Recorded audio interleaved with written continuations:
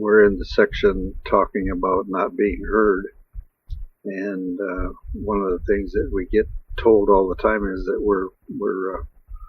we the people cannot make good decisions. We just panic and run around like animals, and we're just too stupid. So the next area that we're going to deal with is the people did not panic, and what they're trying to show is that people are not stupid, and they can, having some modicum of information, they can deal with the situation and get along just fine. Making a lie out of the concept that people are just stupid animals that run around in a panic when they get too much information, which is what they're always trying to tell us in advertising. Script is by Andrew Greeley, and it's reprinted by special permission. And he says on September 11th last year, last year was just after the towers came down. On September 11th last year, up to 1 million people were evacuated from lower Manhattan by water. It was an emergent network of private and publicly owned watercraft, a previous unplanned activity. It was like the American Dunkirk, which is the military epic rescue by the British Army at Dunkirk in 1940 by the armada of similar craft, not army craft. It wasn't the fire trucks, it wasn't the police, it wasn't the government, it was just people bringing their boats over and hauling them off the island. They could see the towers were coming down, they could see the smoke and dust, they got people off the island, Manhattan. Yet most likely you never saw this astonishing event reported last month by the American news media on the television. Has never read about. Print media didn't say anything about it. You would guess that it didn't even happen.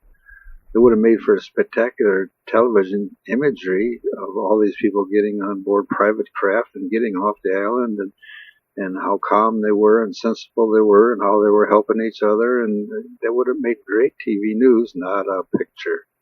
Never found out that it even happened. The director of the Disaster Research Center at the University of Delaware argued that the reaction of the people at the World Trade Center was what one might have expected from the research literature of the last 50 years on the behavior in disaster situation. Social bonds remain intact, and the sense of responsibility to others, family members, friends, fellow workers, neighbors, even total strangers, remains strong. People sought information from one another, made inquiries, spoke with their loved ones via the cell phone, engaged in collective decision-making, and helped one another to safety. When the towers were evacuated, the evacuation was carried out in a calm and orderly manner. That's what the research showed, but you have to understand that the overcharge is this, oh no, they're just a bunch of wild animals and they'll stomp on each other, and and the statistics of actual events other than shopping shows that that's not true. When we have these doors open, people get trampled in the right after Thanksgiving, that kind of thing. But that's not the common, ordinary thing. Women do like to shop and get bargains. So do men, but women do more. There's a growing research literature out there that leaves little doubt about this deception, this description that they're trying to give you, that people are going to stomp each other, trample each other. Many will not believe that the scenario could possibly be true. Doesn't everyone know that in a panic, know that there is a panic in a disaster situation? Don't people become frightened, selfish, flee headlong in panic? The answer is no, they don't. The proof is that was shown on September 11th and to be found in 90% of the people's world the understanding that 90% of the people in the World Trade Center escaped, which would have been impossible if people had panicked. Now, you understand, there are 10% that are above the hit of the planes that couldn't get through, so they didn't escape, if you will, but nobody got trampled, or at least it wasn't, prevalent. Most people were cool under such pressure. Their social networks did not dissolve. New social networks did emerge. The paradigm of humankind is the mob simply isn't true. We're social animals, and even when terribly frightened, we may remain social animals. Not that most of the positive social behaviors that'll save us were not, none of these things were organized by any formal agency, much less the government by command and control mechanisms. It was people saving themselves. Other people converged from all over the city to help. As Ternary says, the response to September 11th tragedy was so effective precisely because it was controlled and directed. It wasn't controlled and directed by the government, by anybody. Instead, it was flexible, adaptive, and focused on handling the problems as they emerged. In some sense, September 11th was victory over the terrorists, in the sense that so many people survived and got away. Socially responsible free Americans prevented the loss from being much worse. Yet the response of the planning agency has been to establish more and more elaborate command and control structures, which will force the population that is not about to panic into a panic behavior anyway. When September 11th demonstrated the enormous resilience of our civil society, why is the disaster response now being characterized in militaristic terms? Perhaps because those who are determined to control everything don't understand that even in a military situation, it is the second lieutenant and the sergeants who win the battles, as, for example, Omaha Beach and in the chaos in Normandy. Generals sitting in faraway bunkers cannot control battles, not that part of the battles anyway, the critical part, which is right down on the ground. Neither can the bureaucrats far from the scene of the tragedy, no matter how elaborate their plans are. The media got the story all wrong because the panic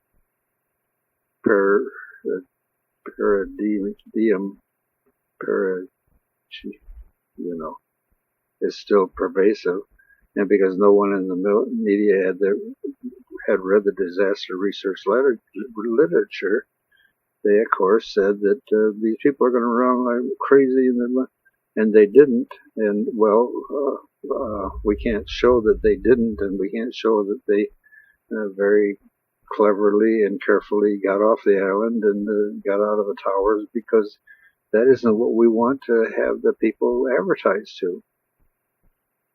Those people, those God wannabes, if you will, the overchargers, they want to control everything with such ditzy ideas as proposed the Homeland Security Department, which hasn't so far done anything that would make them more secure department, a Homeland more secure department, but they have taken away a tremendous amount of freedom, but they haven't done anything to make it safer for anybody, period. I mean, I don't have to go on. It's something that you can do the research on and see that it's true. The government just is not capable of dealing with what we're talking about here. We need an informed citizenry that can take care of the problem. And that's what we're saying. And that what they're saying is, oh no, they'll riot and they'll trample each other. And blah, blah, blah. Well, they didn't. And 90% of the research that's been done on that says that it isn't true. But the advertisement says it is true, and so everybody believes it. You can count on it. The orgy of self-pity in which the media will engage next week. No one will pay any attention to why there was no panic in the evacuation, much less to the American Dunkirk at the lower end of Manhattan. Nor will anyone argue that the only kind of formal plan that will work in similar situations is the one that is sensitive to and ready to integrate with the powerful social propensity of the human species. What they say, big words, the people will take care of it. And they did take care of it, and you're being told that they can't take care of it by advertising, just like you're told so many things. So, basically, are we stupid animals in a crisis? No, we are not. And this is the lie that the greedy overcharges would have all of us believe, and we do. However, there will be another civil war. Will there be another civil war? If so, then they're right. If we have another civil war, they're saying that the people really, you understand, hopefully things won't stay the way they are. If we had the People's Trust News and we had another civil war, then we'd have to say they were right. You people can't, even if you know everything, that's not true. It's not going to happen. Will there continue to be overpopulation? If so, then they're right. Will man rather than woman rule? If so, they are right. Will advertisement continue? If so, they are right. Will the greedy overcharges continue taking more than the $400 a year from you? Then they are right. Will just anyone give money to the political process rather than your government? If any one of the greedy overchargers can, then they are right. If you can't find $1 a week to finance the People's Trust News, then they are absolutely right. So we're not stupid, and we need to get control of the ship of the state and our lives again. We cannot go on letting the insane remain at the helm. What are they talking about? Helm? What is that? That's the wheel of the ship, if you want to talk about it that way. Ship of state. They're kind of the insane overchargers are in charge of where the ship of state is going. They're in charge of where the world's going, and you take a look at it and you say, whoa, they're not doing anything right. Now, what did they say? We need to have the women in control of the world. The women will take care of the planet. They won't destroy it because, well, you call me an idiot and I'm going to blow you up. See, that's a man. A woman, you call me an idiot, I couldn't care less. I'm going to keep my children and my home safe. You get it. We'll start with a change in our government by changing how the people are elected. When that is accomplished, the laws just in one state. Maybe they talk about starting in one state. Actually, if you go back to the first appendix part, they very carefully discuss how they're going to start this and how it's done safely. So we don't need to go into that. Each problem is corrected with as it occurs, and we'll be watching and reporting when then as it is shown to work and things get better in the state, then other states can institute the new law. That may be the way they'll do it. Must be made clear to you that entering a People's Trust law state, when you go into the state line, past the state line, is changed for the much better, but the laws would be different if that's what they decide to do. Well, we talked about that in the Appendix A, so you can clearly go back there and see how they're going to do it safely. Now, as we said, we're talking about the people not hearing this, and in the political, the overchargers that are running the country are not hearing us. They're not paying attention to us because they figure that we're not capable of running the world, and they are, and they're so much smarter, and we look at the things that they're doing and we say, nah, it doesn't seem to be true to me, but things need to be changed. But basically we're saying, you're not being heard, and we're giving you situations where we would indicate that perhaps that isn't true. On 8/14/2016, when this was written, 6 businesses were set on fire in Milwaukee as the rioters took to the street after another police shooting of a black man. Just as we said in the news media, it's in the media all over the place. just exactly what did those 6 businesses have to do with the police officer killing that black man? Absolutely nothing. But the rioters feel they have to make a point somehow. This is the problem that we all face. We don't know how to make a point. We don't know how to be heard. We know that we do things, but nothing ever changes. Those are truly in power, those who are truly in power, want us to riot and burn the innocent businesses so they can send in the National Guard. And soon as we get used to the National Guard being there, they'll send in the U.S. Army to control those nasty people who are uncontrollable. That's what they're telling us all the time. And that's how they keep us under the thumb, if you will. So they go into the Kent State shooting. Now, you might not know what that is, but you can look that up too. And we know as the May 4th massacre, or Kent State massacre, occurred at the Kent State University in Ohio in the United States and involved the shooting of unarmed college students by the Ohio National Guard on Monday, May 4th, 1970. There were 28 guards who admitted to firing on top of a hill. 25 of those guards fired 55 rounds into the air and into the ground. 2 of the guards fired 45 pistol shots, 2 into the crowd and 3 into the air. One guard fired birdshot into the air. The guards and men fired 67 rounds over a period of 13 seconds, killing 4 students and wounding 9 others. That's pretty good if you only got 2 pistol shots. They killed 4 students and wounded 9 others, one of whom suffered permanent paralysis. Now, if you're going to riot to make a point and you do not change things, then what is the point? If they're not hearing you, what is the point? What they're bringing to your attention is all the things that you do that they don't hear you. It doesn't make any difference. Nothing changes.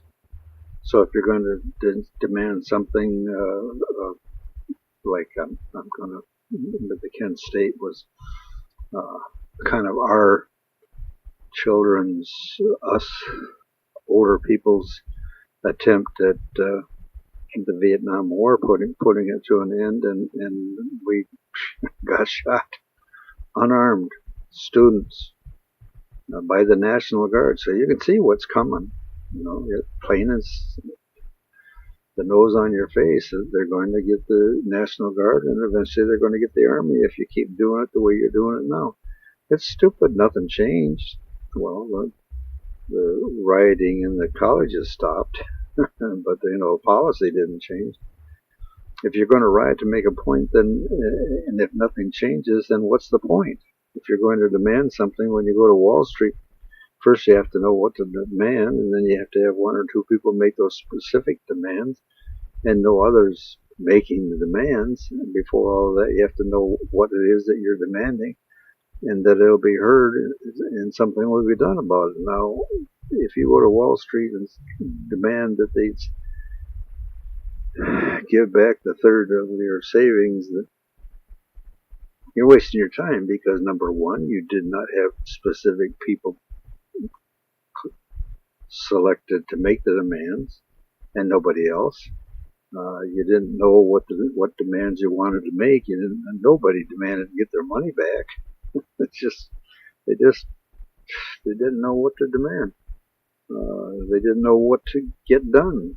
So the first part is knowing what to demand. Total failure there, because the people who wanted that went did not know what to demand. The second part, they actually listened to the planted government agents and all manner of demands, with no organized persons who were recognized as the ones chosen to make the demand. Again, total failure. Didn't know what they were demanding. Didn't have people chosen that they had that were making demands. Listen to the army plant or the government plant people, government agents that were telling them, "Oh, we don't want to be like those bank people. We want to do it different. We're going to sit here and we're going to camp out on the ground." And the third part that they failed on was that they had no power to make the needed changes, and the people that made the need changes could have made them. Never heard a peep out of them, and yet people were actually still asking why the march on Wall Street totally failed. So what needs to be done?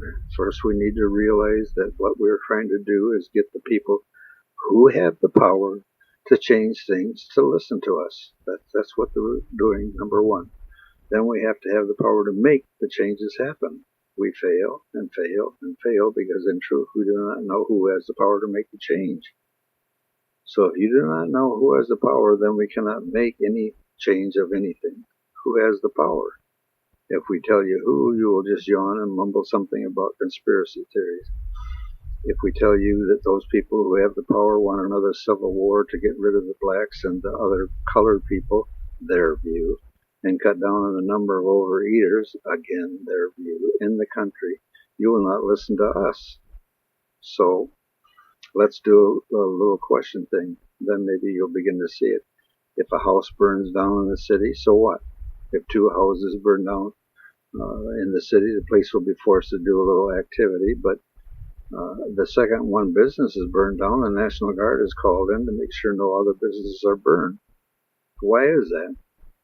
This is no conspiracy theory, no unsubstantiated set of facts, but just the cold hard truth. The overchargers protect their own, and the overchargers are business people. If a man steals a loaf of bread for his family, he's sent to jail. If a man in a suit and tie and a beautiful set of shoes steals 1/3 of all your investment and retirement, everybody's, he's not touched. You know that's true. So all the advertisement aside, we need to investigate who will find out who is really running the government of this country. We need to get their attention, and we need to make them listen to us, and that's what this part of the appendix is about. Now, that will be almost impossible, but we can help. First, we that are writing this, first, we have always said that what is happening now in the legal is legal either because there's no law against it or because the laws that would be against it is not enforced. So it's legal. All of those overcharges will have a home free ticket as far as jail time goes for the things that they are doing now because there are no laws for it or enforced. However, there's some things that will change just because we change from the present form of corrupt government to the capital-ism government. That's the overcharges income will be limited to $400,000 a year, and every penny over that will go to the government except for the inheritance accounts, which we talked about before. That is change one. All transactions of any kind go in or out of this country will have to go through your government, and as soon as possible, like the first thing we do, because we don't want all the money leaving the country. So all transactions being moved in any, what they do. What do they do? Banks, you cannot transfer any money out of the country. We want your records. We want to, anybody who does will be sentenced, and we have, like 10,000 IRS people hired to make sure there's no money moving out of the country. I don't know, 10,000, thousands. You get the understanding. They'll do whatever it takes to make sure the money doesn't go out of the country, and they'll watch to see what's being transacted. So, oh my God, I've got to pay for the cards that we've got. Oh, okay, that's legal. We'll let you do that. Well, I wanted to slip this to a foreign country account. You can't. The inheritance, see, you got 400,000 income, but that's what you see now. The inheritance accounts are different yet. Any money over 400,000 would put into account and saved if the person has children. That money will be distributed to each child as the parent death at the parent's death in the amount of 100,000 per year until the account is depleted or the child dies. Once the account reaches the calculated amount to pay the child, that can be added to. They say once the account reaches the calculated amount to pay the child or children until he or she or they are 95 years old. In other words, they fill the account with enough money to pay $100,000 a year to each child until they're 95 years old, and it will anything over that amount that's put into the account, because they're making money, will go to the government immediately. When the child dies, the rest of the money in that account goes directly to the government. Of course, that child can open up an account for his or her child as we go down the line, and it can be added to, but only with the amount over the $100,000 or the $400,000 that the child is earning. But as we said, the child has to be earning it before he can put it in the account. He can't take the money that his father gave him. He has to actually earn it. The concept is that you can earn enough to give your child an inheritance, but not pass down billions of dollars so your child can rule. The child gets $100,000 per year after the parent dies until the child's death. This inheritance fund will accept any money gained from the sale of assets of the overcharger owns after his death, and it funds that account. So, the person who's saying, "Oh, I got an inheritance," okay, we're taking care of that. You got an account; they get $100,000 a year free. If we sell your factory and you got that money and it's way over the $400,000, we'll take that money and put it in the account until the account's full.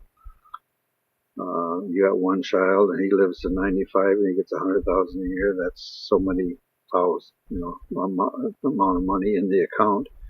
And once you get it paid, then you go ahead and the government gets the rest. That's us, by the way. At that point, the rest of it will go to the government. There's no tax on any money, so all the inheritance money goes into the fund. If they do not have enough to completely fund the whole thing, then it goes into the fund, and you don't have any going to the government. If they're already at the limit, and all their money, the rest of the money goes to the government. Understand then that any monies obtained above the $400,000 mark per year will be given to the government or placed in the needed funds that are allowed. The concept is simple. If you keep it that way, no more than $100,000 per year for any reason to the person, no more than $100,000 per year can be given to your children, or your children cannot earn more than the additional $300,000 on top of that, because that brings them to $400,000 a year. This is the change that we're looking at. The laws on monopolies, briberies, and intimidation, or any other form of illegal manipulation of businesses will be monitored closely by the People's Trust News to allow the businesses to function without illegal pressure. We want real capitalistic, capitalistic system where the businessmen or individuals can work and earn their fortune. $400,000 a year is more than enough to live on. Come on, you 99.3%ers. Will you take that amount extra that we're giving you with all this stuff?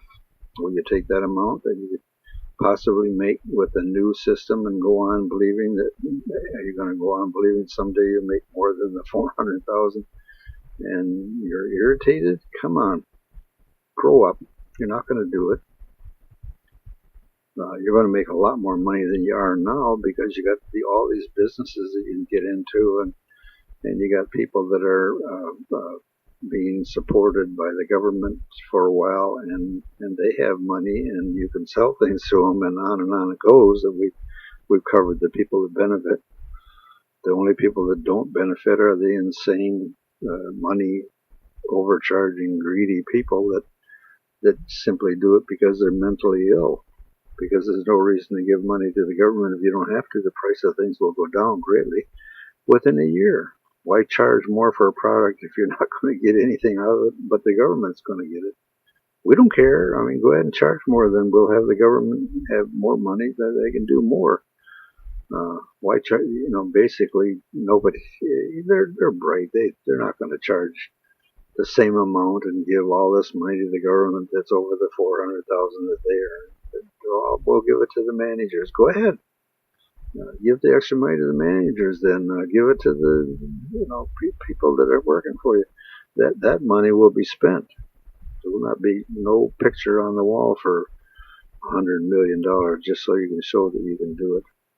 Anyway, you understand the ability to become a god, small g, to everyone will also change if all the rich have the same income and the businesses are being protected from any illegal pressure by constant investigation. How are they going to become small g gods? If all the rich have the same income and businesses are protected, so that they can do great, maybe the common man or woman will maybe they will help the common man or woman more than any other person. That will be the honor that they get.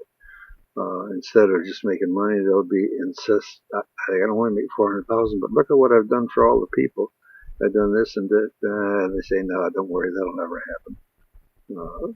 The insane overchargers have to have counseling, have to have a revision of how they see things if they live. Now you have to understand something.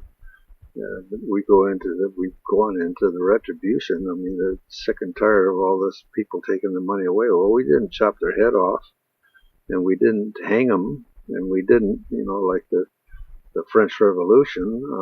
We basically said you're going to live with less money and within your means, and you're going to spend the money on things you need instead of pictures. And that's going to be a change. So there's all these changes going on that are good for us. Now, to deal with those who are overchargers and are now very upset with the coming changes, we need to understand who's running the government now. People's Trust News will tell you.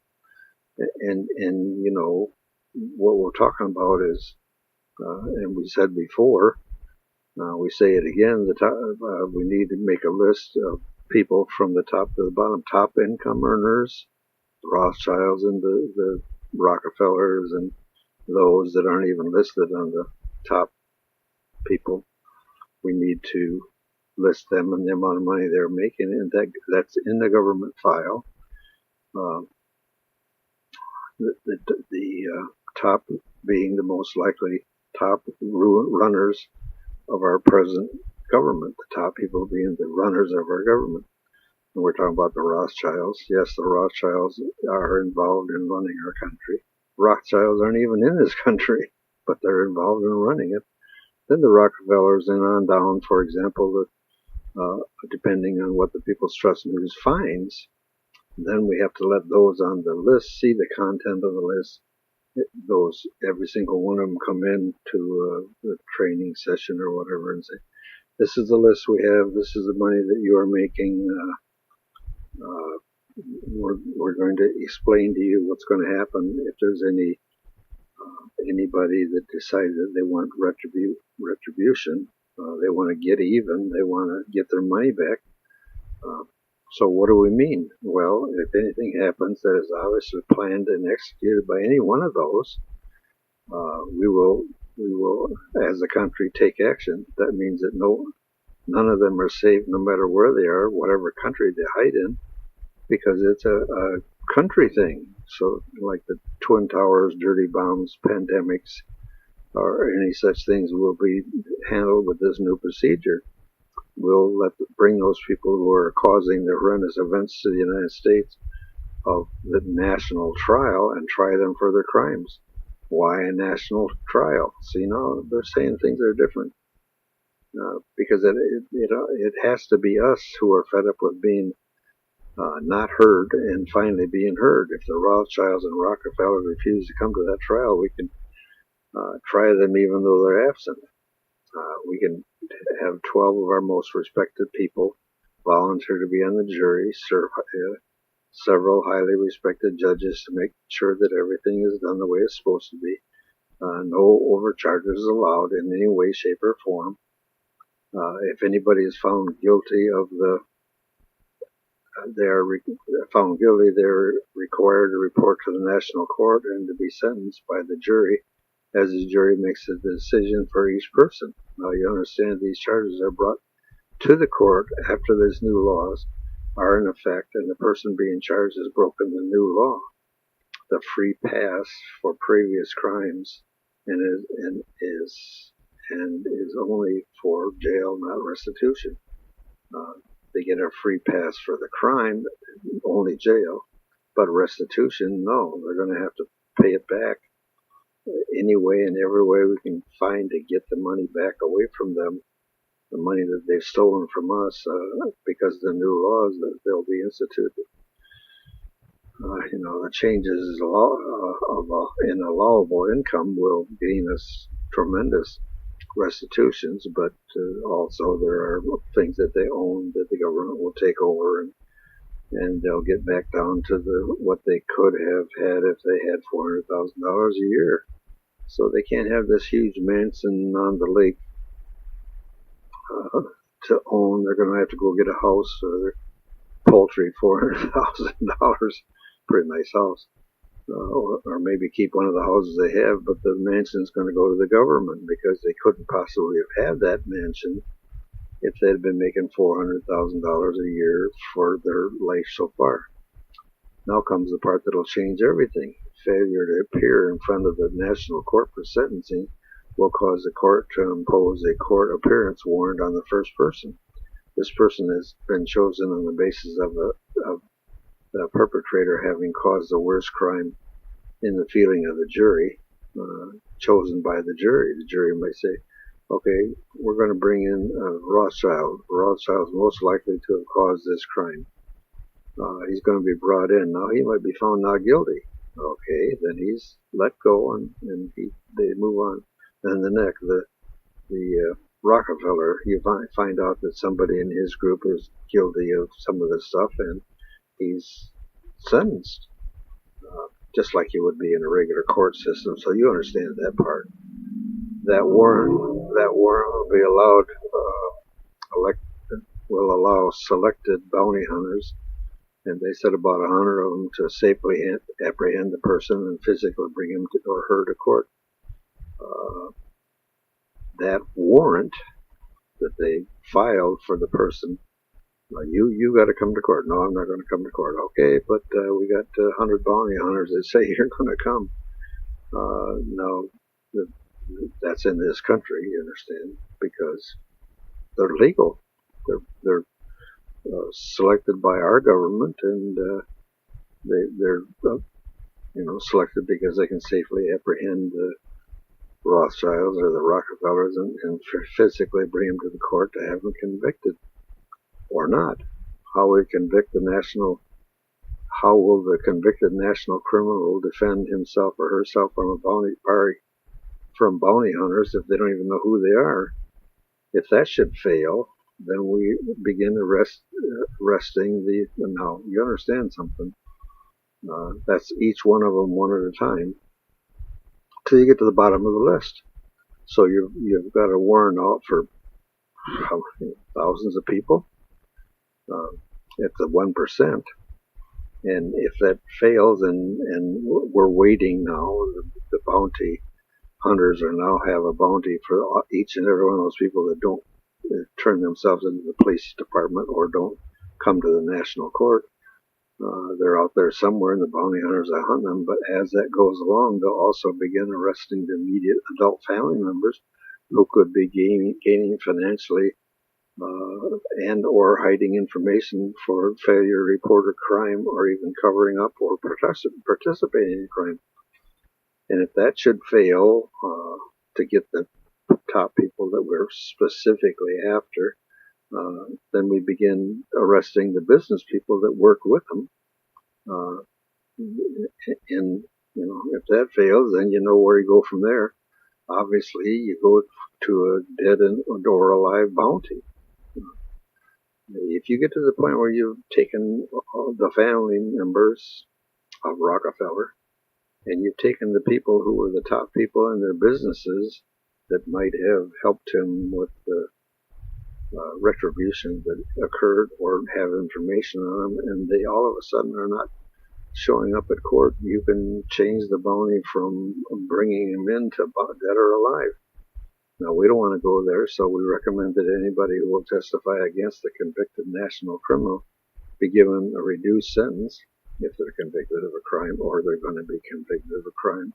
And if they testify before they are brought to trial, reduce it even more or drop all the charges against them if they help us make a conviction. In other words, we don't want to kill them. We want to convict them. Now you have finally done something that makes a difference.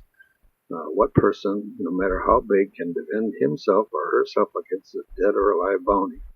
It must be understood the bounty is for the apprehension of each convicted national criminal or listed national criminal, and it's got to be people realizing that one after another of them is being brought in because they're on this list, and so all of a sudden you begin they begin to turn themselves in because they don't really want to be dead or alive bountied. We go from there to however we must. If you're going to be furious at anyone, why isn't it why would it be the person who's done nothing? Go after the ones who are causing all this stuff, get their names, call them to the national court, convict them, and begin the bounty procedure if they do not cooperate. And you have to understand a few bounty collections will put an immediate end to the whole plan that the people who are involved did, and there are going to be people turning these people in right or left because they're family members or they're business people, and they're pulled right out of their job and out of their home, and they're brought before the court, and they may end up in the prison or judicial system, one, or they may end up behind the fence, two, and they don't want that, and they're going to they're going to testify.